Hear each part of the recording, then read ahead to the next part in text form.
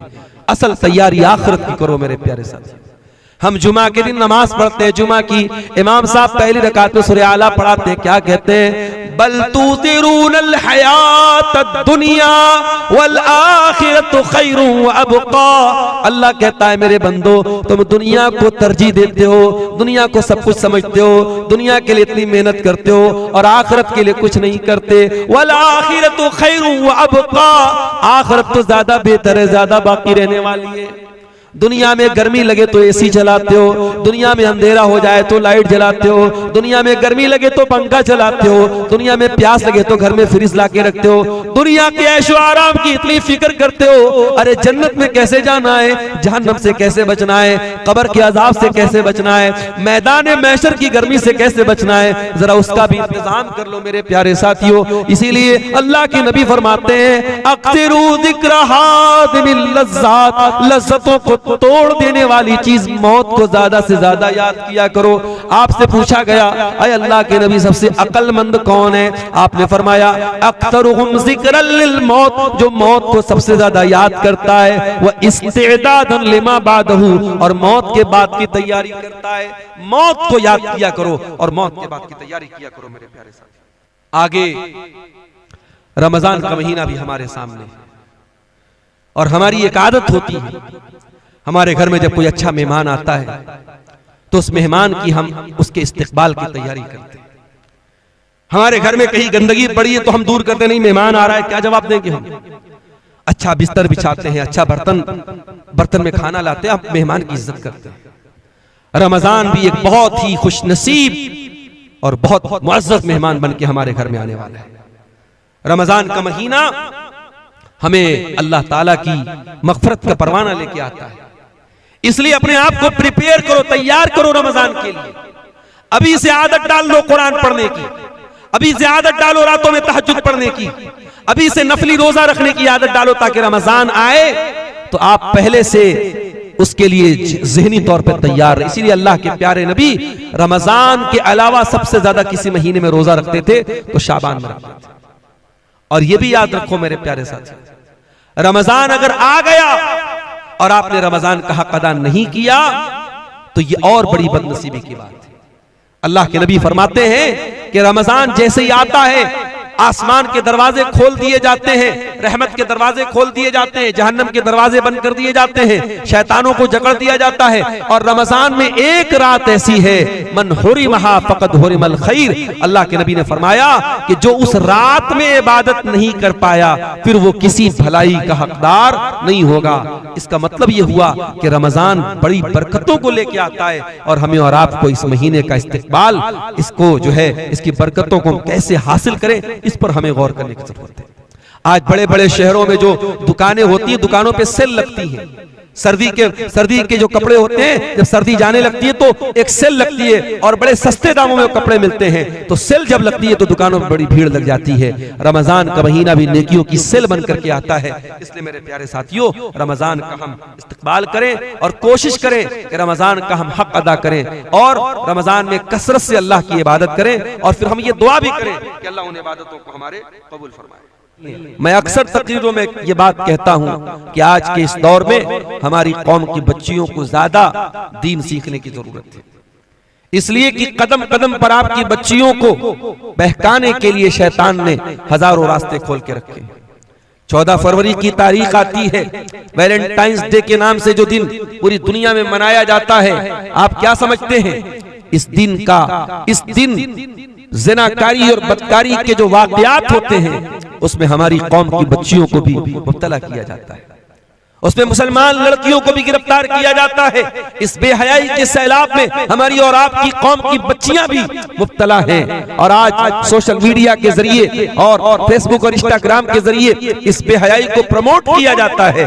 अगर आपने इन मदरसों की मदद न की, इन मदरसों को मजबूत न किया, अपनी बच्चियों को इन मदरसों में तालीम न दिलाई, अपनी बच्चियों को कुरान और सुन्नत के जरिए मजबूत न किया, माफ करना मेरे प्यारे साथियों, इस सैलाब को आप नहीं रोक पाएंगे। इस बेहयाई के तूफान को रोकना आपके लिए नामुमकिन हो जाएगा। ये दौर कयामत के करीब का दौर है, ये दौर फितनों का दौर है। ये दौर कदम कदम पर इस्लाम से और ईमान से दूर करने वाली चीजों का दौर है। जब नबी के दौर में, सहाबा के दौर में औरतें दीन के लिए जागरूक हुआ करती थी। अल्लाह के नबी के पास औरतें आती हैं और क्या कहती हैं, गलबर रिजालु या रसूल अल्लाह, ऐ अल्लाह के रसूल, दीन सीखने के मामले में मर्द हजरात बाजी मार ले गए। मर्दों को तो आप दीन सिखाते हैं, लेकिन अल्लाह के नबी औरतों को दीन सिखाने का कोई इंतजाम नहीं है। हमें आप अलग से कोई दर्स नहीं देते, कोई तकरीर नहीं करते। उस जमाने में लाउड स्पीकर नहीं था कि एक तकरीर हो रही है तो इधर मर्द सुन रहे, उधर औरतें सुन रही। औरतों ने आकर के डिमांड की, या रसूल अल्लाह, मर्दों को तो आप बहुत दीन सिखा रहे, हमें कौन सिखाएगा। हदीस के अल्फाज हैं, अल्लाह के प्यारे नबी ने हफ्ते में अलग से दिन मुकर्रर किया और औरतों के बीच में आप जाकर के अलग से तकरीर करते थे। उस जमाने की औरतें जुमा के खुतबे में पाबंदी से आती थी। हजरत उम्मे अतिया रजी अल्लाह ताला अन्हा कहती हैं, मैंने सूरह काफ याद कर लिया प्यारे नबी की जबान से सुन करके। प्यारे नबी सल्लल्लाहु अलैहि वसल्लम हर जुमा के खुतबे में सूरह काफ पढ़ते थे। आज अफसोस की बात है, आज अफसोस की बात है कि हमारे इलाकों की मस्जिदों में आमतौर से खवातीन के लिए इंतजाम नहीं होता।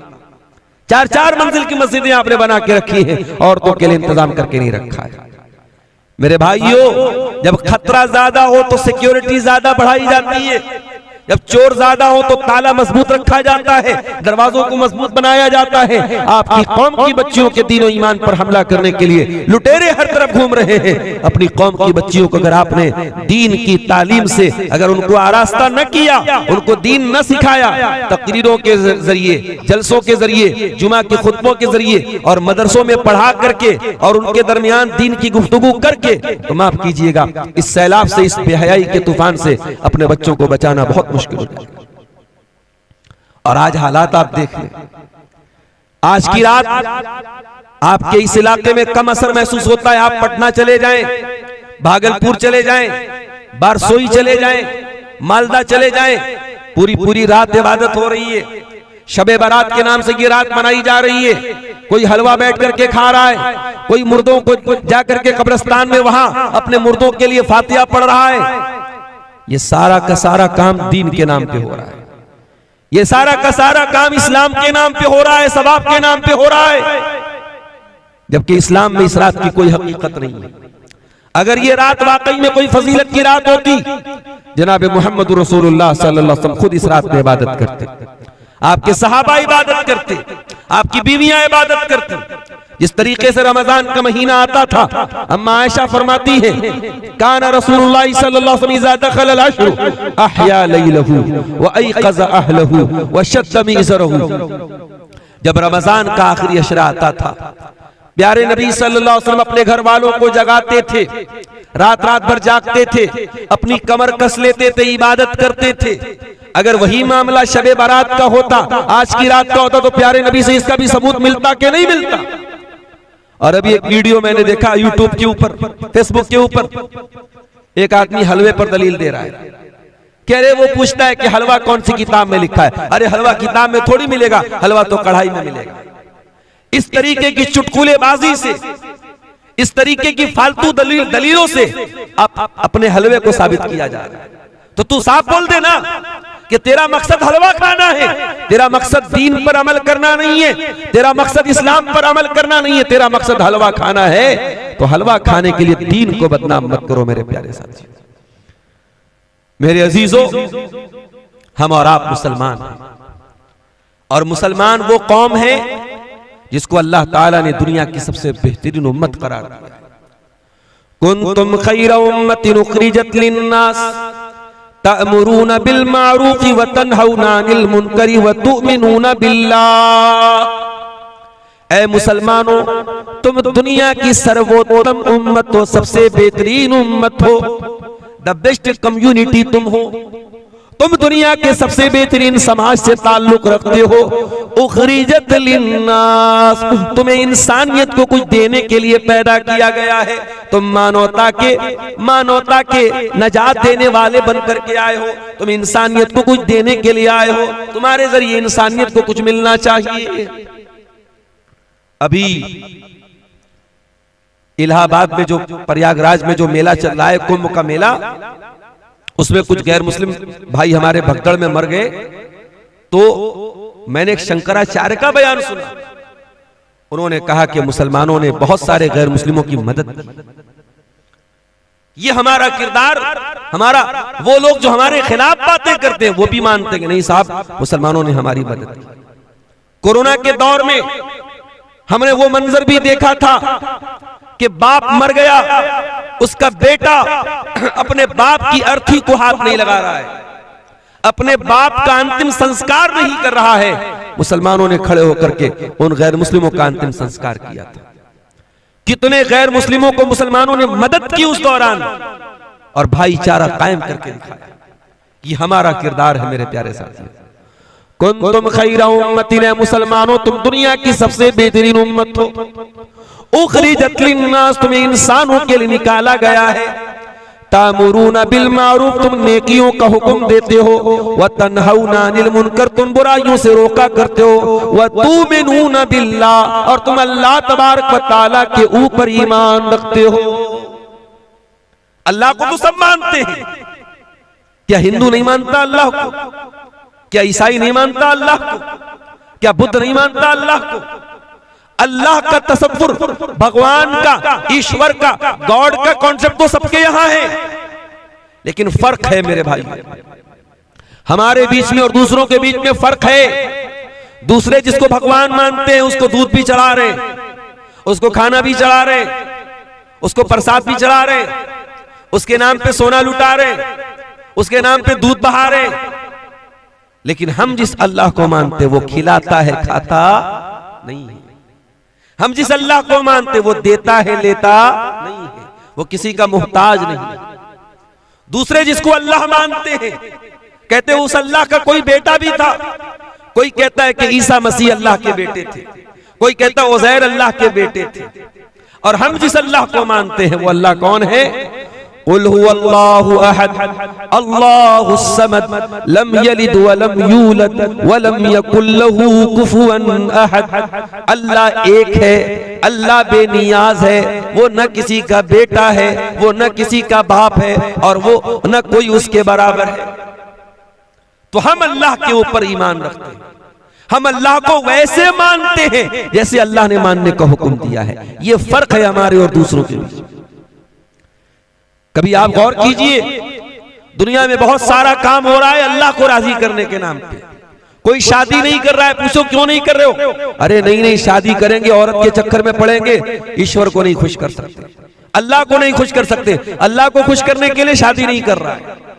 कोई अल्लाह को खुश करने के लिए अपनी मर्दानगी को खत्म कर देता है। कोई ऊपर वालों को खुश करने के लिए जिंदगी भर नंगा रहता है, नागा कहलाता है। कोई ऊपर वाले को खुश करने के लिए अपने बदन के बालों को कटवा देता है, अपने जिस्म को तकलीफ देता है। अल्लाह ने हमें और आपको मुसलमान बनाया मेरे प्यारे साथी। वमा जअल अलैकुम फिद्दीन मिन हरज, अल्लाह ने जो दीन हमको अता किया उस दीन के अंदर कोई तकलीफ देने वाला हुक्म नहीं है। कोई ऐसा हुक्म नहीं है जिसमें हमें तकलीफ हो, जिसमें हमें परेशानी हो, जिसको पूरा करने में हमको प्रॉब्लम आए। सफर की हालत में हम जाते हैं, इंसान घर में जितना कंफर्टेबल रहता है सफर की हालत में नहीं रहता। शरीयत ने सफर में आपको नमाज पढ़ने का हुक्म तो दिया, मगर आपकी सफर की तकलीफों को देख करके शरीयत ने आपको आसानी दे दी। 4 रकात वाली नमाज को 2 रकात पढ़ लेना, मगरिब को इशा के साथ पढ़ लेना, जोहर को असर के साथ पढ़ लेना इजाजत दे दी, छूट दे दी आपको सफर की हालत में। सर्दी का मौसम आया, पानी बहुत ठंडा है और आपके ऊपर गुस्ल वाजिब हो गया, आप नापाक हो गए। अगर गुस्ल करते हैं तो बीमार हो जाने का डर है और पानी गर्म करने का कोई रास्ता नहीं है, तो क्या करेंगे? फतयम्ममू सईदन तय्यबा, शरीयत ने तयम्मुम करने का हुक्म दिया।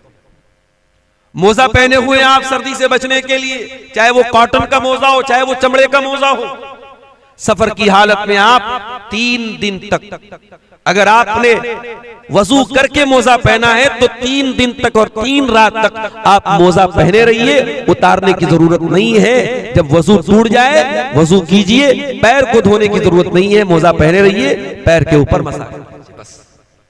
ये हमारा दीन है मेरे प्यारे साथी। वमा जाला अलैकुम फिद्दीन मिन हरज, हमने तुम्हें वो दीन दिया है जिस दीन में कोई दिक्कत नहीं है, कोई परेशानी नहीं। हम उस दीन के मानने वाले हैं जिस दीन में शादी ब्याह करने का भी हुक्म दिया गया, बीवी बच्चों का हक अदा करने का हुक्म दिया गया। हमारा दीन हमें कोई रहबानियत नहीं सिखाता। हमारे दीन में शादी ना करने वाले को पसंद नहीं किया गया।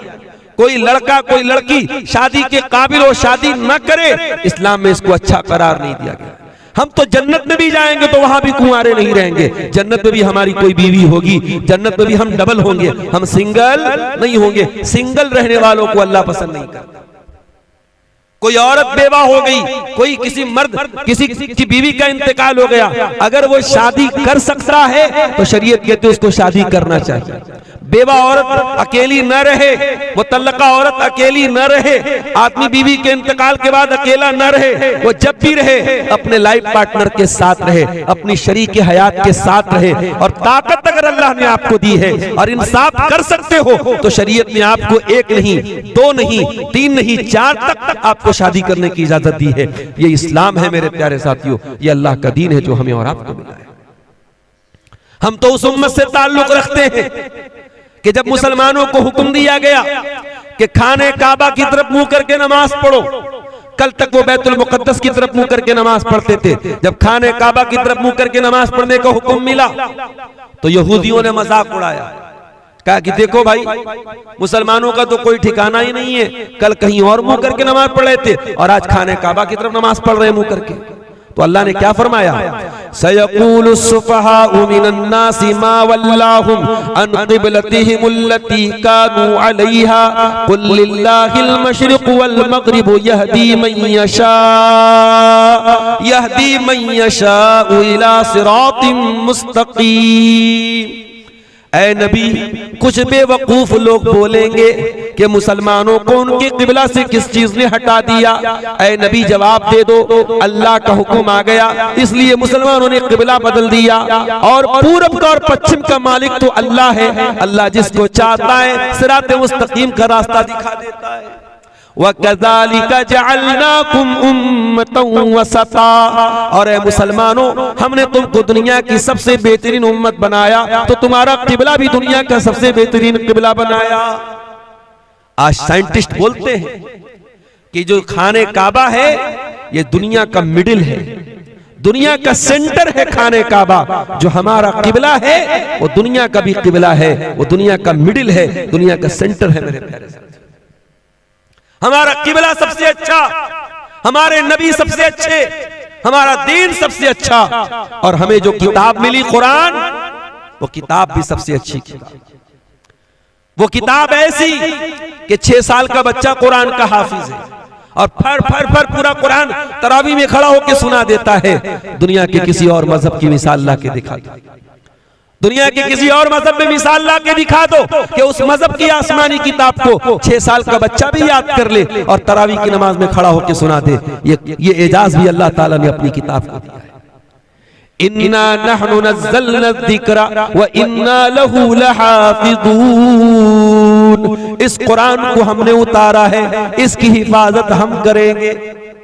6 साल के बच्चे को हाफिज बना के इस कुरान की हिफाजत हम करेंगे, और कुरान की तफसीर में कोई गड़बड़ी न कर पाए, कुरान के माना और मतलब में कोई गड़बड़ी न कर पाए, इसका भी इंतजाम हम करेंगे। हम उलमा की जमात तैयार करेंगे, हम कुरान और हदीस बयान करने वाले उलमा को खड़ा करेंगे जो हर दौर में कुरान का सही मतलब लोगों को बयान करेंगे। इन्ना नहनु नज़्ज़लना ज़िक्रा व इन्ना लहू लहाफ़िज़ून। इस कुरान को हमने उतारा है, इसकी हिफाजत भी हम करेंगे।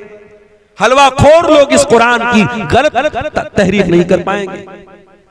अपने पेट की दुकान चलाने वाले इस कुरान का गलत मतलब बयान करेंगे, मगर हम उलमाए हक को खड़ा करेंगे जो कुरान का सही मतलब दुनिया को बयान करेंगे। तो मेरे अजीजों, हम उस कुरान के मानने वाले लोग, मगर आज ये जूते क्यों पड़ रहे हमारे ऊपर?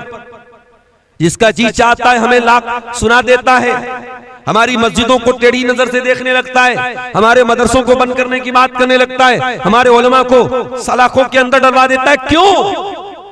ये जिल्लत के हालात क्यों है मेरे प्यारे साथियों?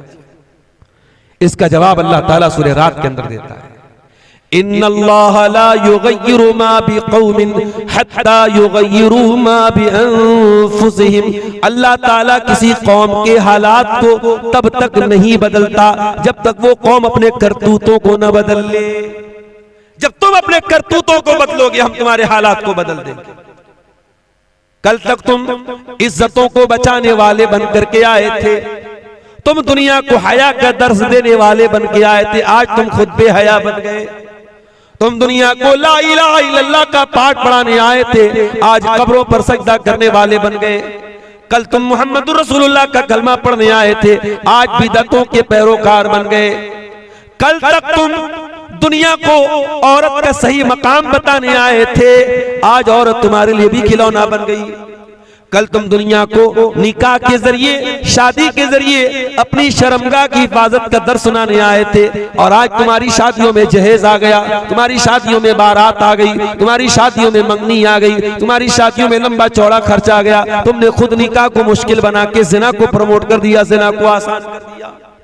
जब तुम अपने करतूतों को बदलोगे अल्लाह तुम्हारे हालात को भी बदल देगा। वइज़ा अरादल्लाहु बिक़ौमिन सुआ, और अल्लाह ताला जब किसी कौम के साथ बुराई का इरादा फरमाएगा, जब किसी कौम को बर्बाद करना चाहेगा, फला मरद्द लहू, तो कोई उसे नहीं बचा पाएगा, कोई नहीं बचा पाएगा। वइज़ा अरादल्लाहु बिक़ौमिन सुअन फला मरद्द लहू, आपकी बर्बादी का फैसला अगर आसमान पे हुआ है, जमीन का कोई लीडर, जमीन का कोई नेता, जमीन का कोई मिनिस्टर आपके हालात को ठीक नहीं कर पाएगा। वमा लहुम मिन दूनिही मिन वाल, और अल्लाह के सिवा आपकी कोई मदद नहीं कर पाएगा। एक बात तो पक्की है मेरे साथ, अल्लाह हमसे नाराज है। इतना तो मानते हो ना कि अल्लाह नाराज है, और अल्लाह हमसे ज्यादा नाराज है। अब आप पूछे मौलाना साहब अल्लाह हमसे ज्यादा क्यों नाराज है? अरे हम जितने भी बुरे, हम तो मुसलमान हैं।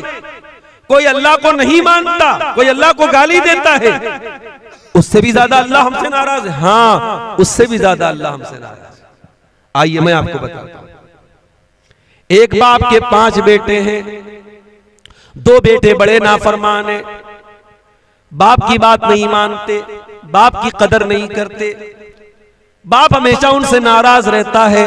लेकिन 3 बेटे ऐसे हैं जो बाप के बड़े लाडले बेटे हैं, बड़े लायक बेटे हैं, बाप की बड़ी इज्जत करते हैं, बाप का हक अदा करते हैं। अगर वो 3 लायक बेटे जो बाप के बड़े लाडले बेटे हैं, अगर वो 3 लायक बेटे अगर वो गलत हो जाएं, वो गड़बड़ हो जाएं, वो बाप के नाफरमान बन जाएं, वो गलत काम करने लगे, तो बाप को ज्यादा तकलीफ होती है। जो 2 बिगड़े हुए वो तो बिगड़े ही हुए, जो 3 बाप के लाडले बेटे हैं अगर वो गलत काम करते तो बाप को ज्यादा तकलीफ होती है, बाप ज्यादा नाराज होता है, बाप ज्यादा गुस्सा होता है। मेरे अजीजों, मेरे भाइयों, ये मैंने एक मिसाल आपको समझाने के लिए दी है। अल्लाह रब्बुल आलमीन हमसे बहुत मोहब्बत करता है, हम उसके महबूब नबी की आखिरी नबी की उम्मती हैं। उस अल्लाह ने हमको बहुत नवाजा है, लेकिन जो काम यहूदियों ने किया था वो काम अगर हम करेंगे तो अल्लाह हमको माफ नहीं करेगा। अल्लाह ने यहूदियों को भी बहुत नवाजा था। या बनी इस्राईल अज़्कुरू निअमती अल्लती अनअमतु अलैकुम व अन्नी फद्दलतुकुम अलल आलमीन। ऐ बनी इस्राईल, हमने तुमको बहुत नेमतों से नवाजा। रेडीमेड खाना उतरता था आसमान से बनी इस्राईल, कभी हमारे लिए रेडीमेड खाना नहीं उतरा। बनी इस्राईल के रेडीमेड मन्नो सलवा उतरता था। उलमा ने लिखा है कि मन जो होता था ये हलवा टाइप का मीठी चीज कोई चीज थी, और सलवा जो था ये कोई परिंदा था।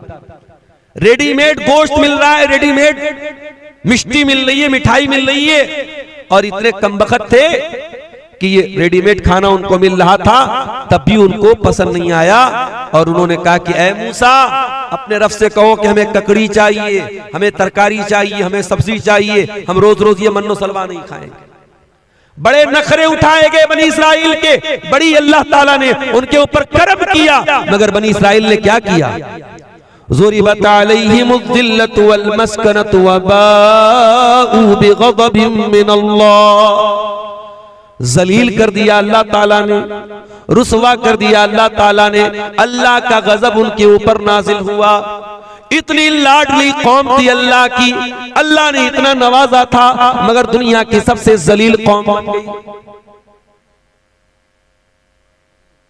जलील कौम बन गई दुनिया की मेरे प्यारे साथी। इतनी जलील कौम बन गई, मुसलमान नमाज में खड़ा होता है, सूरह फातिहा पढ़ता है, क्या कहता है? इहदिनस सिरातल मुस्तकीम सिरातल लदीना अनअमता अलैहिम गैरिल मग़दूबि अलैहिम वलद्दाल्लीन। सूरह फातिहा पढ़ता है मुसलमान, क्या कहता अल्लाह से? इहदिनस सिरातल मुस्तकीम, अल्लाह हमको सिरात मुस्तकीम पे चला, हिदायत के रास्ते पे चला, सही रास्ते पे चला, इस्लाम के रास्ते पे चला। कभी आपने गौर किया, पांचों टाइम की नमाज में अगर सुन्नतों को निकाल दो, नफिल को निकाल दो, सिर्फ फर्ज नमाज को अगर सोच लो, 5 टाइम की नमाज में 17 बार आप अल्लाह से दुआ करते हैं, परवरदिगार तू हमको सिरात मुस्तकीम पे चला, हमको हिदायत के रास्ते पे चला। क्यों दुआ करते हो अल्लाह से? हमने रोजी तो बार बार नहीं मांगी, हमने बच्चों की तंदुरुस्ती तो बार बार नहीं मांगी, हमने दौलत तो बार बार नहीं मांगी, हमने हिदायत बार बार मांगी। इहदिनस सिरातल मुस्तकीम, आय अल्लाह तू सिरात मुस्तकीम पे चला, इसलिए कि हिदायत से बड़ी कोई नेमत नहीं है, हिदायत से बड़ी कोई दौलत नहीं है। मेरे प्यारे साथियों, इसी मुल्क में करोड़ों लोग ऐसे हैं जो जाहिल नहीं, पढ़े लिखे लोग हैं।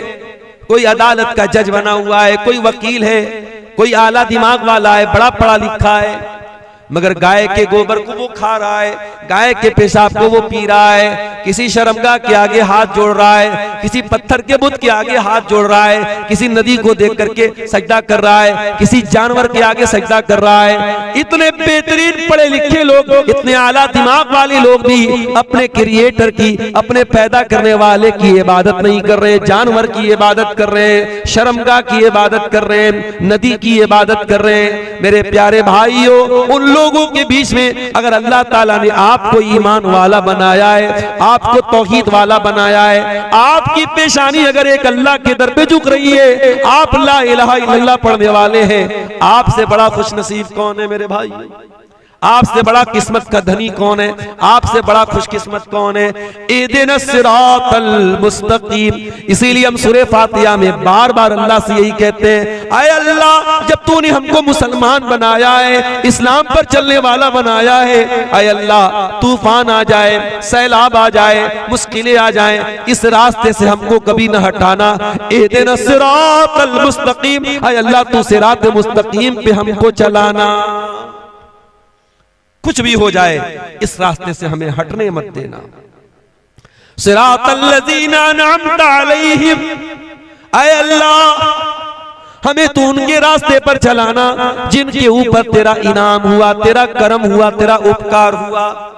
तू नबियों के रास्ते पे हमको चलाना, तू सिद्दीकीन के रास्ते पे हमको चलाना, तू शहीदों के रास्ते पे हमको चलाना, तू वलियों के रास्ते पे हमको चलाना। लोग कहते ये वहाबी लोग नबियों को नहीं मानते, लोग कहते ये अहले हदीस लोग वलियों को नहीं मानते। अरे नादान, अहले हदीस तो वो है जो पांचों टाइम की नमाज में इमाम बनता है तब भी, मुक्तदी बनता है तब भी, जनाजे की नमाज पढ़ता है तब भी, तरावी की नमाज पढ़ता है तब भी, ग्रहण की नमाज पढ़ता है तब भी, हर नमाज में कहता है सिरातल लज़ीना अनअमता अलैहिम, ऐ परवरदिगार हमको नबियों के रास्ते पे चलाना, हमको सिद्दीकीन के रास्ते पे चलाना, हमको शहीदों के रास्ते पे चलाना, हमको तू वलियों के रास्ते पे चलाना। हम तो वलियों के रास्ते पे चलने की दुआ करते हैं, मगर हाँ हमसे ये तो न हो सकेगा कि हम नमाज न पढ़ने वालों को अल्लाह का वली मान ले, हम नशा करने वालों को अल्लाह का वली मान ले, हम इस्लाम के खिलाफ चलने वालों को अल्लाह का वली मान ले, जो हवा में उड़ने लगे उसको अल्लाह का वली मान ले, जो आग पे चलने लगे उसको अल्लाह का वली मान ले। ओ लोगों, कान खोल करके सुन लो, सबसे बड़ा अल्लाह का वली कौन है? अल्लज़ीना आमनू व कानू यत्तकून। सबसे बड़ा अल्लाह का वली वो है जो ईमान वाला हो, जो मुत्तकी हो, जो ईमान वाला है, जो तकवा वाला है, वो अल्लाह का वली है। और अहले हदीस से बड़ा कोई वलियों को मानने वाला नहीं। हम मानते हैं तमाम वलियों को, हम मानते किसी से? मानते अल्लाह से। सिरातल लज़ीना अनअमता अलैहिम, ऐ अल्लाह उनके रास्ते पर चला जिनके ऊपर तेरा इनाम हुआ। उसके बाद हम क्या कहते हैं? गैरिल मग़दूबि अलैहिम, ऐ अल्लाह उनके रास्ते पर तू हमको न चलाना जिनके ऊपर तेरा गजब नाजिल हुआ। अब जरा बताना सिकटिया वालों, ओ बटरहा वालों, ओ आसपास के गांव से आने वाले भाइयों, जरा बताना, ईमानदारी से बताना कि किन के ऊपर अल्लाह का गजब नाजिल हुआ, किन को अल्लाह ने मग़ज़ूब अलैहिम कहा, और किन के रास्ते से बचने की हम हर नमाज में दुआ कर रहे हैं? गैरिल मग़दूबि अलैहिम, ऐ अल्लाह तू उनके रास्ते पर हमको न चलाना जिनके ऊपर तेरा गजब नाजिल हुआ, जिनसे तू नाराज हुआ, जिनसे तू गुस्सा हुआ। कौन मुराद है इससे? इससे यहूदी मुराद है, इससे यहूदी मुराद है। और हम पांचों टाइम की नमाज में अल्लाह से कहते हैं, अल्लाह हमें यहूदियों के रास्ते पे न चलाना।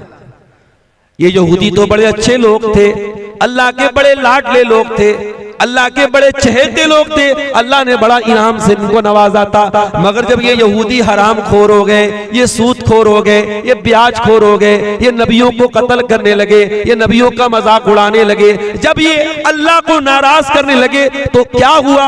फबाऊ बिग़ज़बिन मिनल्लाह, अल्लाह के गजब के हकदार बन गए। ओ मुसलमानों, कान खोल करके सुन लो, अल्लाह का कानून सबके लिए बराबर है। जो काम यहूदियों ने किया वही काम हम करेंगे तो हम भी अल्लाह के गजब के हकदार बन जाएंगे। और आज अल्लाह के गजब के हकदार हम बन चुके हैं। हर तरफ से जूते पड़ रहे हैं हमारे ऊपर, हर तरफ से जलील हो रहे हैं, अल्लाह के गजब के हकदार बन रहे हैं मेरे साथ। हम अल्लाह से क्या कहते हैं? आए अल्लाह तू उनके रास्ते पे हमको न चलाना जो जिनके ऊपर तेरा गजब नाज़िल हुआ। अच्छा, यहूदियों के यहाँ सबसे बड़ा क्राइम क्या था? सबसे बड़ा अपराध क्या था? यहूदियों का सबसे बड़ा गुनाह क्या था जानते हो? यहूदियों के पास अल्लाह की किताब थी, तौरात थी, यहूदी जानकार थे, इल्म भी था उनके पास, लेकिन जानकारी होने के बावजूद और इल्म होने के बावजूद यहूदी अल्लाह की नाफरमानी करते थे, इल्म के ऊपर अमल नहीं करते थे। ओ सीमांचल वालों, पूरे हिंदुस्तान में सबसे ज्यादा जलसे आपके इलाके में होते हैं, सारे बड़े बड़े मुकर्रिरीन आपके इलाके में आते हैं, सबसे ज्यादा तकरीरें आपके यहाँ सुनी जाती हैं। असर से लेकर फजर तक पूरे दुनिया में कहीं जलसा होता है, आपके यहाँ होता है। ये तकरीरें, ये जलसे, ये प्रोग्राम आप अगर सुन रहे हैं और इस इल्म के ऊपर अगर आपका अमल नहीं है तो ये बहुत खतरनाक बात है। भाई मोटी मोटी बात तो सबको मालूम है ना। कौन सा ऐसा मुसलमान है जो नहीं जानता कि पांचों टाइम की नमाज फर्ज है? सबको मालूम है। इन्नस्सलाता कानत अलल मुमिनीना किताबम मौकूता, बेशक नमाज अपने टाइम के ऊपर फर्ज है, नमाज अपने टाइम के ऊपर फर्ज है। रात भर तकरीर सुनने वाला अस्सलातु खैरुम मिनन नौम की आवाज सुन के सोया पड़ा रहे तो कान खोल करके सुन लो, ये यहूदियों का तरीका है कि इल्म तो है लेकिन अमल नहीं है। रात भर आपने पर्दे पर तकरीरें सुनी, हया पर तकरीरें सुनी, सुबह आपकी जवान बेटी बेपर्दा होकर घर से निकल रही है, आपकी खूबसूरत बीवी अपना चेहरा खोल करके गांव में घूम रही है। इसका मतलब कि इल्म तो है लेकिन अमल नहीं है। आपने उलमा की तकरीरों में सुना कि निकाह को आसान करो, निकाह को आसान करो, जिना को मुश्किल कर दो। आपने तकरीरों में सुना प्यारे नबी ने फरमाया खैरुन निकाही ऐसरुहु, सबसे ज्यादा बरकत वाला निकाह वो है जिसको आसान किया जाए। आसान निकाह सबसे अच्छा निकाह है। मगर आपने रात में तकदीर की, सुबह आपके घर में शादी थी, बेटे की शादी है, भतीजे की शादी है, 100 लोगों से बारात भी लेके जा रहे हो, लड़की वालों से डिमांड भी कर रहे हो, जहेज की रकम भी मांगी जा रही है, कोई कार ले रहा है, कोई 2 व्हीलर ले रहा है, कोई कुछ ले रहा है, कोई कुछ ले रहा है, बाकायदा डिमांड करके जहेज भी लिया जा रहा है। इसका मतलब कि इल्म तो है लेकिन अमल नहीं है, और ये बहुत खतरनाक बात है। अतामुरून अन्नासा बिल बिर्री व तंसौना अनफुसकुम व अंतुम ततलूनल किताब। ऐ यहूदियों, तुम अल्लाह की किताब को पढ़ते हो, तुम तौरात को पढ़ते हो और लोगों को नेकी का हुक्म देते हो और अपने आप को भूल जाते हो। ऐ यहूदियों, ये बहुत गलत काम है जो तुम करते हो। जो काम यहूदियों ने किया वही काम हम भी तो कर रहे हैं मेरे प्यारे साथी। कौन ऐसा मुसलमान है जो नहीं जानता कि सूद और ब्याज हराम है? हमने तकरीरों में भी सुना है, हमने जुमा के खुतबों में भी सुना है, हमने कुरान में भी पढ़ा है, या अय्युहल्लज़ीना आमनुत्तकुल्लाह व ज़रू मा बक़िया मिनर रिबा इन कुंतुम मुमिनीन। ऐ ईमान वालो, अल्लाह से डरो। अब तक जो ब्याज का लेन देन ले चुके कर चुके, अब आइंदा से कोई ब्याज का लेन देन मत करना। फ़इन लम तफ़अलू फ़अज़नू बिहर्बिन मिनल्लाहि व रसूलिही। और अगर तुम ऐसा नहीं करोगे तो अल्लाह से जंग करने के लिए तैयार हो जाओ, रसूल से जंग करने के लिए तैयार हो जाओ। ब्याज खोर, ब्याज खाने वाला अल्लाह से जंग कर रहा है, रसूल से जंग कर रहा है। सारी आयतें हमने पढ़ी हैं, सारा मसला हमको मालूम है, लेकिन आज भी बंधन बैंक की स्कीम आपके मुसलमानों के इलाकों में सबसे ज्यादा ली जाती है। 10-10 हजार का कर्जा आप सूद पर ले रहे। चुल्लू भर पानी में डूब मरने का मकाम है। ओ करोड़पति हो, ओ कौम के सरमायादारो, ओ अपने पैसों को तिजोरियों में भरने वालों, कल अल्लाह कयामत के दिन पूछेगा तू तो तिजोरी में भरा करता था। तेरी कौम का गरीब आदमी 10,000 का पैसा बंधन बैंक से, बंधन लोन से लेता था, वो इंटरेस्ट पर लेता था, ब्याज पर लेता था। तेरी कौम के गरीबों ने 5-5 हजार रुपये ब्याज पर लेकर के अल्लाह को नाराज किया था। तू करोड़ों का मालिक था, तूने अपने भाई की मदद क्यों नहीं की? याद रखो मेरे भाइयों, इस्लाम ये सिखाता है, अगर अल्लाह ने आपको दौलत दी है और आपका कोई भाई जरूरतमंद है, आपसे कर्जा लेने आया है, इस्लाम कहता है कि कर्जा दे दो और कर्जा में कभी प्रॉफिट मत कमाओ। कर्जा में कभी प्रॉफिट मत कमाओ। कर्ज के जरिए प्रॉफिट कमाना इस्लाम के अंदर सूद और ब्याज है, और अल्लाह के प्यारे नबी ने इससे मना किया। आज मुसलमान सूद और ब्याज बड़े आराम से खा रहा है। आज मुसलमान नौजवान बड़े धड़ल्ले से जुआ खेल रहे हैं। कोई ऑफलाइन जुआ खेल रहा है, कोई ऑनलाइन जुआ खेल रहा है, कोई मोबाइल के जरिए जुआ खेल रहा है, कोई ताश के पत्तों के जरिए जुआ खेल रहा है। क्या मुसलमान को यह मसला मालूम नहीं है? अल्लाह के नबी ने फरमाया कि जो जुआ खेलता है गोया कि वो सूअर के गोश्त में अपना हाथ डालता है। जिस तरीके से सूअर का गोश्त खाने वाला है, वैसे ही जुआ खेलने वाला है। क्या आपने कुरान की ये आयत नहीं पढ़ी? या अय्युहल्लज़ीना आमनू इन्नमल खम्रु वल मैसिरु वल अंसाबु वल अज़लामु रिज्सुम मिन अमलिश शैतान। ये शराब, ये जुआ, ये पासे के तीर और ये गैरुल्लाह के आस्ताने, ये सब गंदे काम है, शैतान के काम है। इनसे बचो तभी तुम कामयाब हो सकते हो। सब जानते हैं, ऐसा नहीं कि हमें जानकारी नहीं, हमें इल्म तो है, इल्म के ऊपर अमल नहीं। आज कितने मुसलमान हैं वो अपने मजहब की बुनियाद से ही दूर हैं, तौहीद से ही दूर हैं। उनको पट्टी पढ़ा दी गई, वो जाकर के कब्रों पर सजदा कर रहे हैं।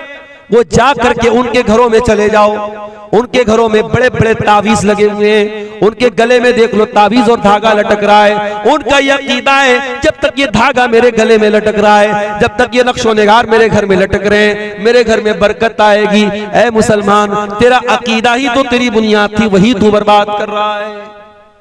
इसीलिए मौलाना अल्ताफ हुसैन हाली कहते हैं, करे गैर गरबुत की पूजा तो काफिर, कवाकिब में माने करिश्मा तो काफिर, झुके आग पर बहरे सजदा तो काफिर, जो ठहराए बेटा खुदा का तो काफिर, मगर मोमिनों पर कुशादा है राहे, परस्तिश करें शौक से जिसकी चाहे, नबी को जो चाहे खुदा कर दिखाए, इमामों का रुतबा नबी से बढ़ाए, मज़ारों पे जा जा के नजरें चढ़ाए, शहीदों से जा जा के मांगे दुआएं। न तौहीद में कुछ कमी इससे आवे, न इस्लाम बिगड़े न ईमान जावे।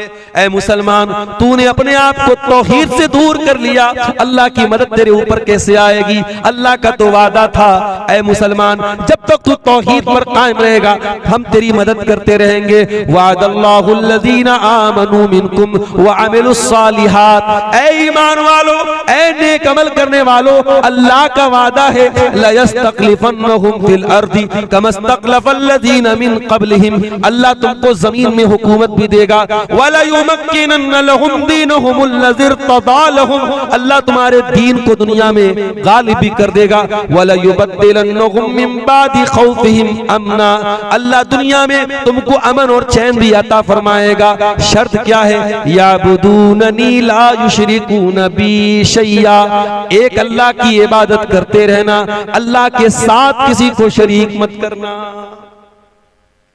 आज अपने पेट की दुकान को चलाने के लिए आपका अकीदा खराब करने वाला मौलवी कहता है नीतीश कुमार से मिलना है तो उनके पीए से मिलना पड़ता है, तेजस्वी यादव से मिलना है तो उसके सेक्रेटरी से मिलना पड़ता है, हमारे प्राइम मिनिस्टर से मिलना है तो उनके कैबिनेट के किसी खास आदमी से मिलना पड़ता है। अरे तू अल्लाह को कैसे, अल्लाह तक कैसे पहुंच सकता है? तू अल्लाह से कैसे मांग सकता है? मेरा अल्लाह कहता है व इज़ा सअलका इबादी अन्नी फइन्नी करीब, ऐ मेरे बंदे मैं तो तेरी शहरत से ज्यादा करीब हूँ, मुझसे मांग के तो देख, मेरे आगे हाथ तो फैला के देख, तुझे मांगना अगर आता है तो मुझे देना आता है। तू मांगता चला जाएगा, तू मांगते मांगते थक जाएगा, मैं देते देते नहीं थकूंगा।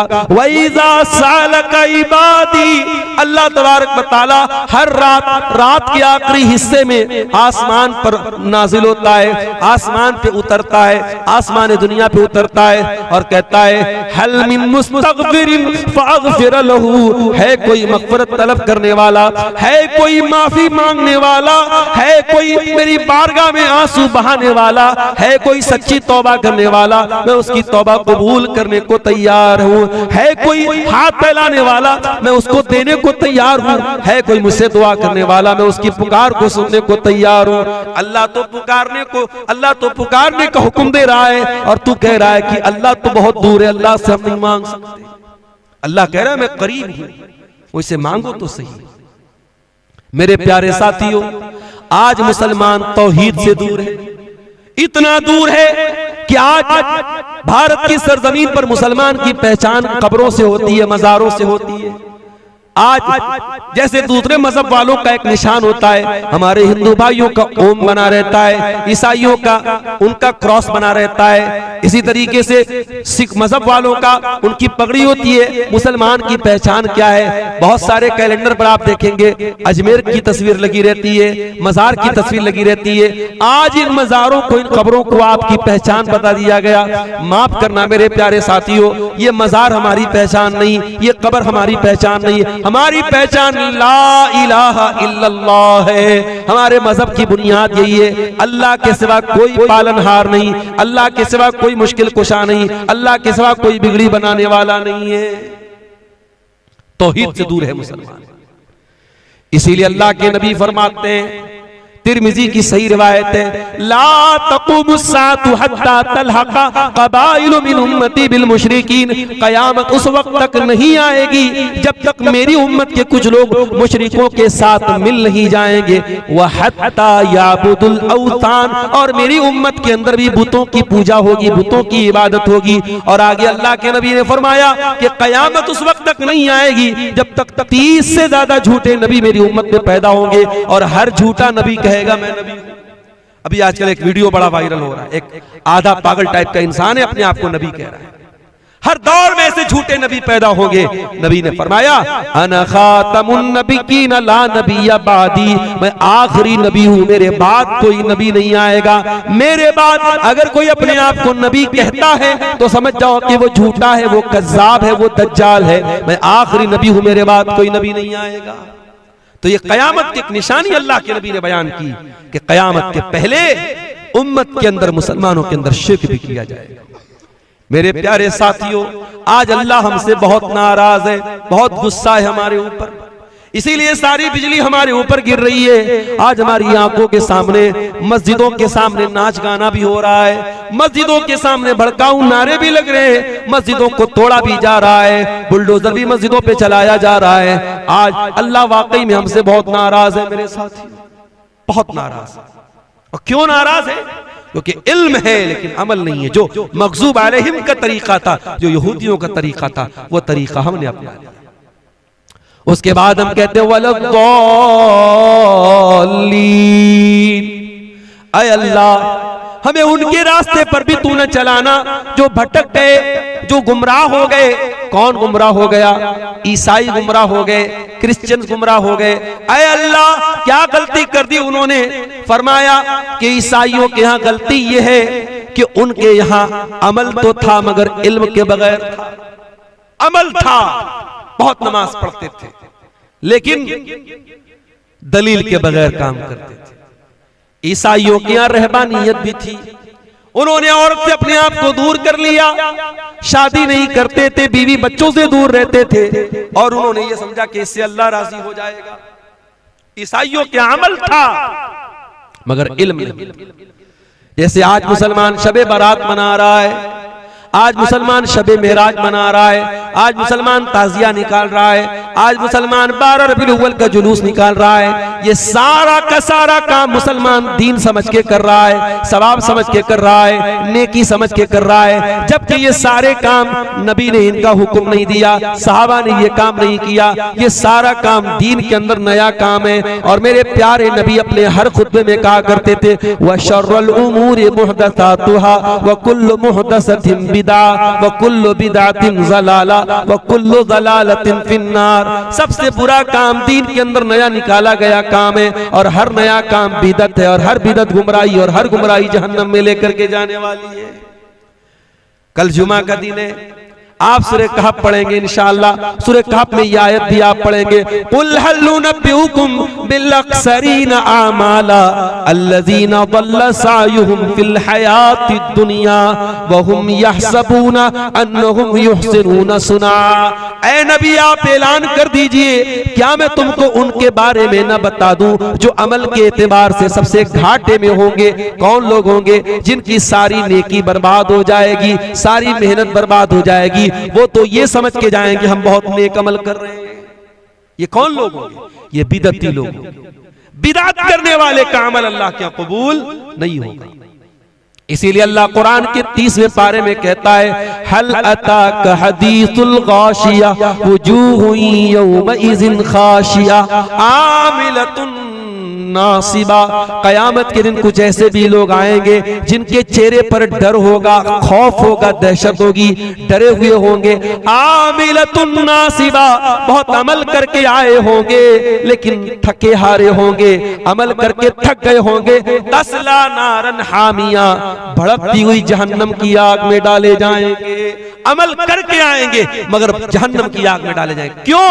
क्योंकि अमल बगैर दलील के था, अमल के ऊपर मोहम्मद अकरम की मुहर नहीं थी। मेरे साथ ये नोटबंदी का वाकया किस सन में हुआ था?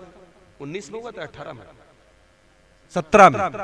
मुझे याद है 2017 में जब नोटबंदी हुई थी, इत्तेफाक से जिस तारीख को नोटबंदी हुई थी मेरा प्रोग्राम किशनगंज में था और उसी दिन हमारे प्राइम मिनिस्टर साहब का ऐलान हुआ था कि आज से पुराने नोट बंद। अब पूरे मुल्क में एक डर का आलम बन गया। बेचारी औरतों ने कहां छुपा के पैसा रखा था, सब निकालना पड़ा उनको, सब उनकी पोल खुल गई। और जिनके पास पैसा बचा रह गया वो बेकार हो गया, आज किसी काम का नहीं। सरकार का एक ऐलान हुआ, गवर्नमेंट का एक ऐलान हुआ और कल तक जो नोट मार्केट में चल रहा था वो नोट एक पल में बेकार हो गया।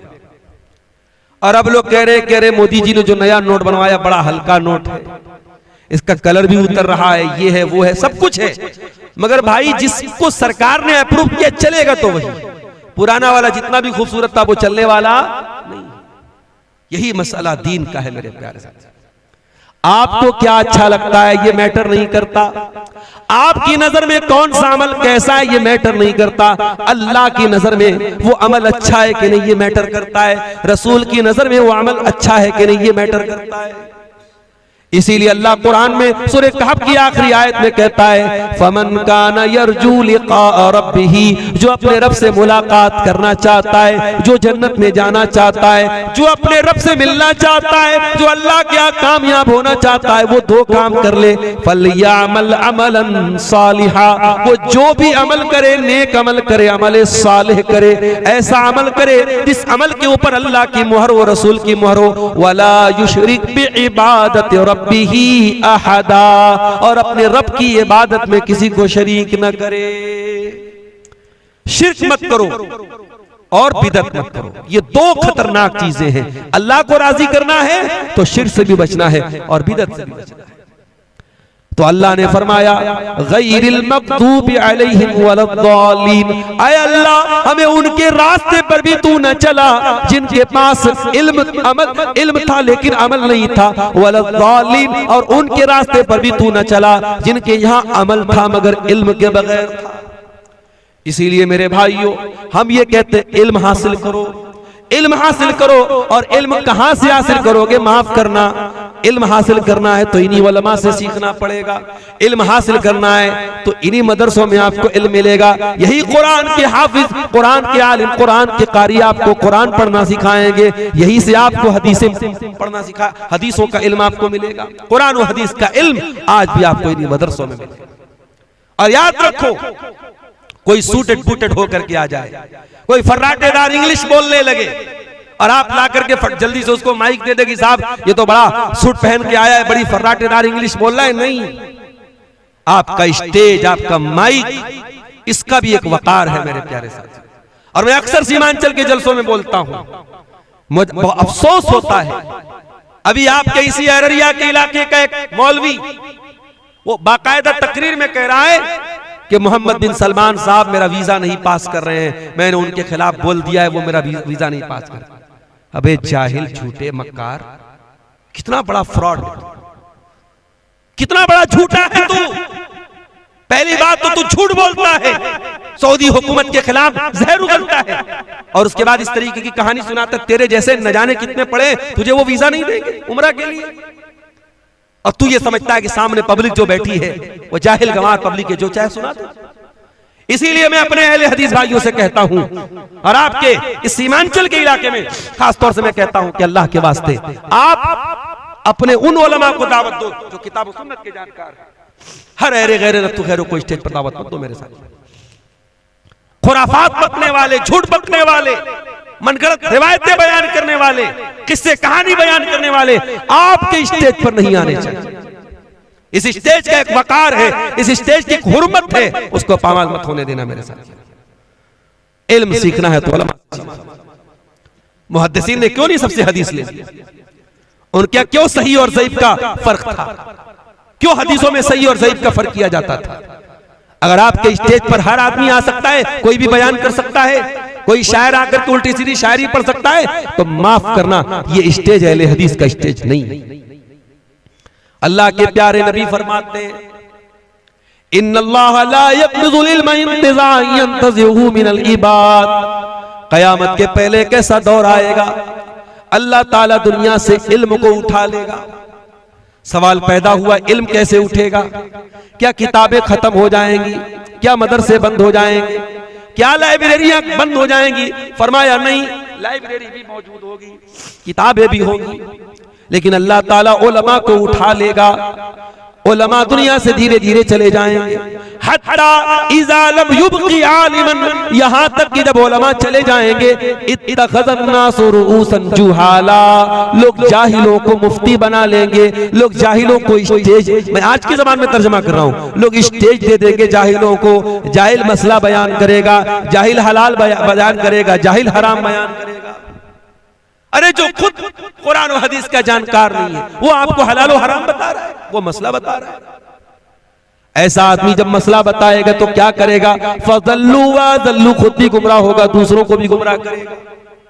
इसलिए उलमा से इल्म हासिल करो और इल्म हासिल करो मेरे प्यारे साथी। आज इतना बड़ा इलाका है, आज सर्वे करके जाके देख लेना। मैं तो रात में तकरीर करता हूँ, सुबह निकल जाता हूँ। मौलाना हुसैन साहब आपसे बड़ी जिम्मेदारी के साथ कहता हूँ, जाओ जरा गांव गांव सर्वे करके खाली इतना पता लगा लो कितने लोगों को जनाजे की नमाज की दुआएं आती हैं। जो जलसे में सबसे आगे आगे रहते थे, जिनके मोबाइल पर उलमा के बयानात मौजूद थे, उनको भी जनाजे की नमाज का तरीका नहीं आता, जनाजे की नमाज की दुआएं नहीं आती। कितने अफसोस की बात है। बाप मर गया, बेटा खड़ा होकर जनाजे की नमाज पढ़ रहा है, वो इस काबिल भी नहीं है अपने बेटे की जनाजे की अपने बाप की जनाजे की नमाज पढ़ सके। मेरे भाई, इससे तो बेहतर था कि हम बे औलाद होते। औलाद वाले होकर के क्या फायदा?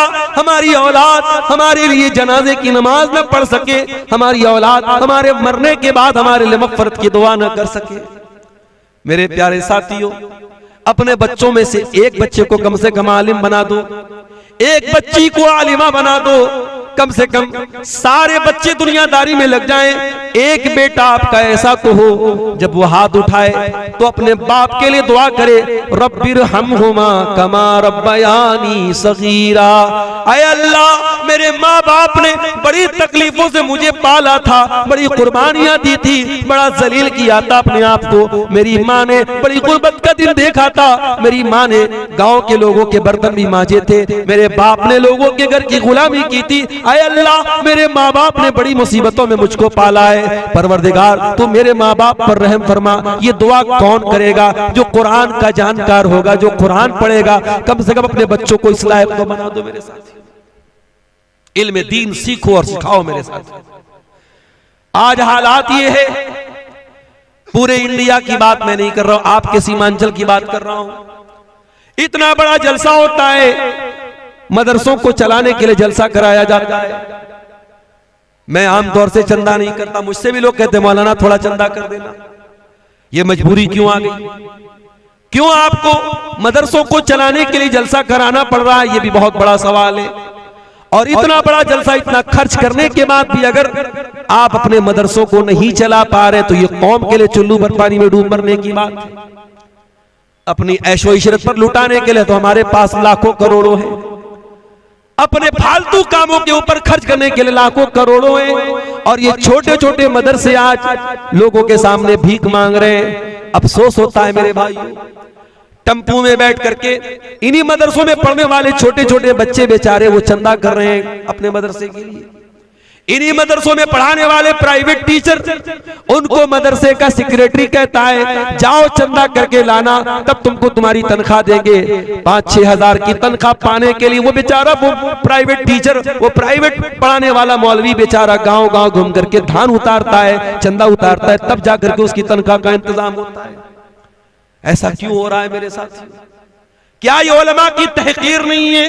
क्या ये उलमा की तौहीन नहीं है कि आज आपने अपने उलमा को भिखारी बना के रख डाला है? मेरे भाइयों, होना तो ये चाहिए था कि इन उलमा के आपके दरवाजे तक पहुंचने की नौबत ही ना आती, आप खुद उन तक पहुंच के जाते। मौलाना, मुझे अल्लाह ने लाखों का मालिक बनाया है, ये मेरे माल की ज़कात है, इस माल की ज़कात में से मैं आपके मदरसे को भी दे रहा हूँ, मैं इन गरीब बच्चों के ऊपर भी खर्च कर रहा हूँ, मैं इन यतीम बच्चों के ऊपर भी खर्च कर रहा हूँ। होना तो ये चाहिए, मगर हो क्या रहा है कि ज़कात देने के लिए भी आज हम ये चाहते हैं कि लोग भिखारी बन के हमारे दरवाजे तक।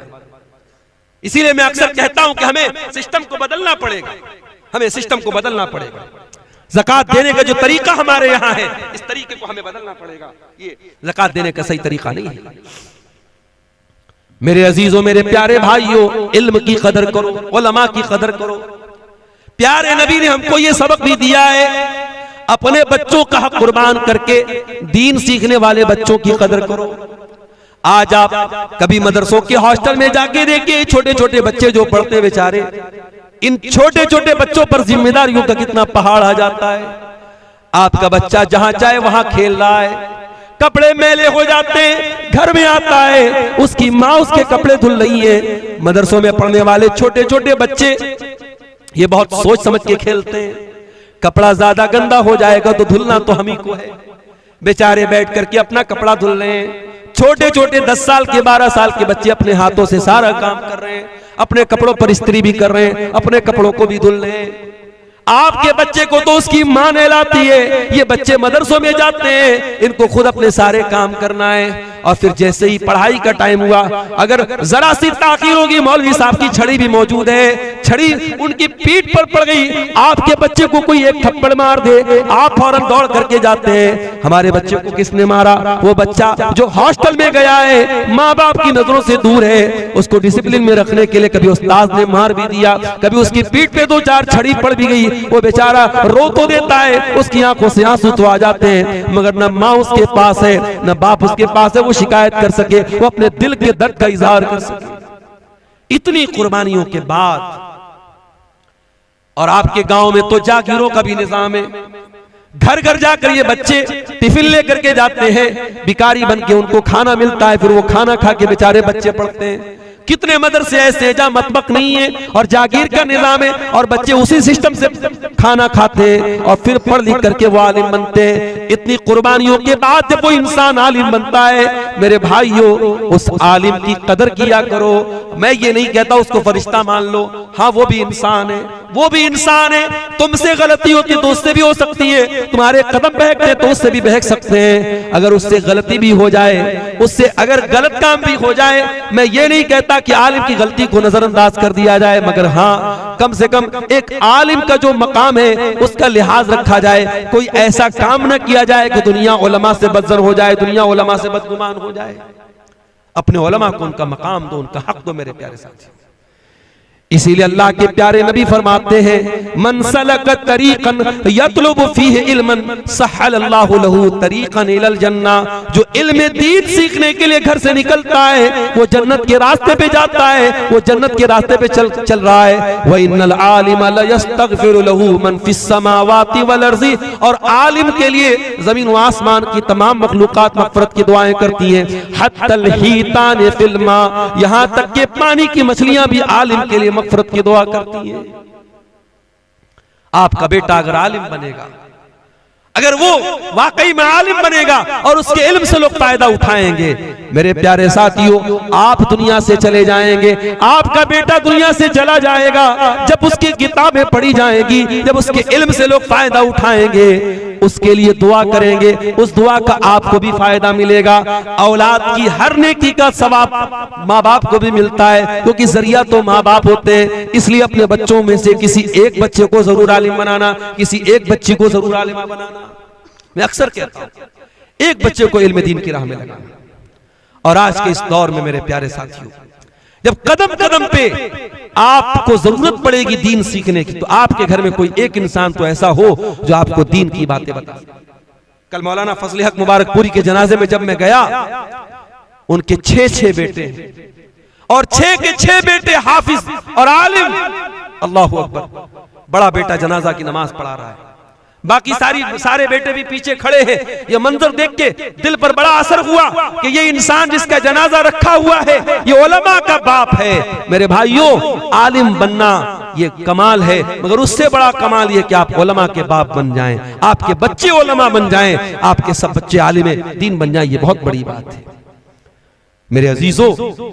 इस दौर में जब हम ये देख रहे हैं कि अल्लाह तबारक व तआला हमसे नाराज है, हमें इन बातों का ख्याल करने की जरूरत है। और एक आखिरी बात बयान करके बात खत्म करूंगा कि आज हमारी तबाही और बर्बादी की एक बहुत बड़ी वजह जो मुझे समझ में आती है कि हम पूरी तरीके से दुनिया परस्त बन चुके हैं, दुनियादार बन चुके हैं, दुनिया के नशे में डूबे हुए हैं। मेरे प्यारे साथियों, हमारा दीन हमसे ये नहीं कहता कि तुम दुनिया हासिल न करो, दुनिया तलब न करो। हमारे नबी ने और हमारे अल्लाह ने हमको जो दुआएं सिखाई हैं, उनमें दुनिया मांगने का भी हुक्म दिया गया है। कुरान में सबसे बेहतरीन दुआ क्या सिखाई गई? रब्बना आतिना फिद दुनिया हसना व फिल आखिरती हसना व क़िना अज़ाबन नार। ऐ परवरदिगार, हमको दुनिया की भलाई भी अता फरमा और आखिरत की भलाई भी अता फरमा और जहन्नम की आग से हमको बचा। हमारे प्यारे नबी क्या दुआ किया करते थे? अल्लाहुम्मा अस्लिह ली दीनी अल्लज़ी हुवा इस्मतु अमरी। ऐ अल्लाह, मेरे दीन को ठीक कर दे, मेरे मामले की बुनियाद मेरे दीन पर है। वो अस्लिह ली दुनियाया अल्लती फीहा माशी। और अल्लाह, मेरी दुनिया को भी ठीक कर दे, क्योंकि मुझे जिंदगी तो दुनिया में गुजारना है। वो अस्लिह ली आखिरती अल्लती इलैहा मादी। और ऐ अल्लाह, मेरी आखिरत को भी ठीक कर दे, क्योंकि मरने के बाद लौट के वहां जाना है। हमारे नबी ने ये दुआ हमको सिखाई है। तो दुनिया हमें हासिल करना है, मगर दुनिया को सब कुछ मत समझना मेरे प्यारे साथी। दुनिया को सब कुछ मत समझना। ये दुनिया आपके काम तभी तक आएगी जब तक आप जिंदा हैं। जिस दिन आपका इंतकाल हो जाएगा, मौत आएगी, ये दुनिया साथ छोड़ देगी मेरे साथियों। ये जो जमीनें आपने दूसरों की हड़पी है, ये जो हक मारा है दूसरों का, ये सारी जमीनों जायदाद छोड़ करके सब ठाट पड़ा रह जाएगा। जब लाद चलेगा बंजारा, खाली हाथ दुनिया में आए थे और खाली हाथ जाना पड़ेगा। इसलिए दुनिया से उतना ही दिल लगाओ जितने के ये लायक है। दुनिया से उतना दिल न लगाओ जो इसकी जिससे ज्यादा इसकी औकात नहीं है। असल तैयारी आखिरत की करो मेरे प्यारे साथी। हम जुमा के दिन नमाज पढ़ते हैं, जुमा की इमाम साहब पहली रकात में सूरह आला पढ़ाते हैं, क्या कहते हैं? बल तुसिरूनल हयातद दुनिया वल आखिरतु खैरुन व अबका। अल्लाह कहता है मेरे बंदो, तुम दुनिया को तरजीह देते हो, दुनिया को सब कुछ समझते हो, दुनिया के लिए इतनी मेहनत करते हो और आखिरत के लिए कुछ नहीं करते। वल आखिरतु खैरुन व अबका, आखिरत तो ज्यादा बेहतर है, ज्यादा बाकी रहने वाली है। दुनिया में गर्मी लगे तो एसी चलाते हो, दुनिया में अंधेरा हो जाए तो लाइट जलाते हो, दुनिया में गर्मी लगे तो पंखा चलाते हो, दुनिया में प्यास लगे तो घर में फ्रिज ला के रखते हो, दुनिया के ऐशो आराम की इतनी फिक्र करते हो। अरे जन्नत में कैसे जाना है, जहन्नम से कैसे बचना है, कब्र के अजाब से कैसे बचना है, मैदान महशर की गर्मी से कैसे बचना है, जरा उसका भी इंतजाम कर लो मेरे प्यारे साथियों। इसीलिए अल्लाह के नबी फरमाते हैं, अक्सिरू ज़िक्र हादिमिल लज़्ज़ात, लज्जतों को तोड़ देने वाली चीज मौत को ज्यादा से ज्यादा याद किया करो। आपसे पूछा गया, अय अल्लाह के नबी सबसे अक्लमंद कौन है? आपने फरमाया, अक्सरुहुम ज़िक्रन लिल मौत, जो मौत को सबसे ज्यादा याद करता है, वह इस्तिदादन लिमा बादहू, और मौत के बाद की तैयारी करता है। मौत को याद किया करो और मौत के बाद की तैयारी किया करो मेरे प्यारे साथी। आगे रमजान का महीना भी हमारे सामने है और हमारी एक आदत होती है, हमारे घर में जब कोई अच्छा मेहमान आता है तो उस मेहमान की हम उसके इस्तकबाल की तैयारी करते हैं। हमारे घर में कहीं गंदगी पड़ी है तो हम दूर करते नहीं, मेहमान आ रहा है क्या जवाब देंगे हम? अच्छा बिस्तर बिछाते हैं, अच्छा बर्तन में खाना लाते हैं, आप मेहमान की इज्जत करते हैं। रमजान भी एक बहुत ही खुशनसीब और बहुत मुअज़्ज़ज़ मेहमान बन के हमारे घर में आने वाला है। रमजान का महीना हमें अल्लाह ताला की मग़फ़िरत का परवाना लेके आता है। इसलिए अपने आप को प्रिपेयर करो, तैयार करो रमजान के लिए। अभी से आदत डाल लो कुरान पढ़ने की, अभी से आदत डालो रातों में तहज्जुद पढ़ने की, अभी से नफली रोजा रखने की आदत डालो, ताकि रमजान आए तो आप पहले से उसके लिए ज़हनी तौर पर तैयार रहे। इसीलिए अल्लाह के प्यारे नबी रमजान के अलावा सबसे ज्यादा किसी महीने में रोजा रखते थे तो शाबान में रखते थे। और ये भी याद रखो मेरे प्यारे साथी, रमजान अगर आ गया और आपने रमजान का हक अदा नहीं किया तो ये और बड़ी बदनसीबी की बात है। अल्लाह के नबी फरमाते हैं कि रमजान जैसे ही आता है आसमान के दरवाजे खोल दिए जाते हैं, रहमत के दरवाजे खोल दिए जाते हैं, जहन्नम के दरवाजे बंद कर दिए जाते हैं, शैतानों को जकड़ दिया जाता है। और रमजान में एक रात ऐसी है, मन हुरिमहा फक़द हुरिमल खैर। अल्लाह के नबी ने फरमाया कि जो उस रात में इबादत नहीं कर पाया फिर वो किसी भलाई का हकदार नहीं होगा। इसका मतलब ये हुआ कि रमजान बड़ी बरकतों को लेके आता है और हमें और आपको इस महीने का इस्तिकबाल, इसको जो है इसकी बरकतों को कैसे हासिल करें, इस पर हमें गौर करने की जरूरत है। आज बड़े बड़े शहरों में जो दुकानें होती हैं, दुकानों पे सेल लगती हैं, सर्दी के जो कपड़े होते हैं, जब सर्दी जाने लगती है तो एक सेल लगती है और बड़े सस्ते दामों में कपड़े मिलते हैं। तो सेल जब लगती है तो दुकानों में बड़ी भीड़ लग जाती है। रमजान का महीना भी नेकियों की सेल बन करके आता है। इसलिए मेरे प्यारे साथियों, रमजान का हम इस्तकबाल करें और कोशिश करें कि रमजान का हम हक अदा करें और रमजान में कसरत से अल्लाह की इबादत करें और फिर हम ये दुआ भी करें कि अल्लाह उन इबादतों को हमारे कबूल फरमाए। एक सवाल ये आया है कि माँ बाप में अगर झगड़ा हो जाए तो उन दोनों में सुलह औलाद कैसे करें, या वो एक दूसरे पर जुल्म करें तो इंसाफ कैसे करें। देखिए, ये कभी कभी वाकई में बड़ी औलाद के लिए सूरत हाल बड़ी तकलीफदेह होती है, क्योंकि माँ बाप का बहरहाल एक एहतराम भी है और जब उनके दरमियान झगड़े होते हैं तो कभी कभी औलाद भी पिसती है।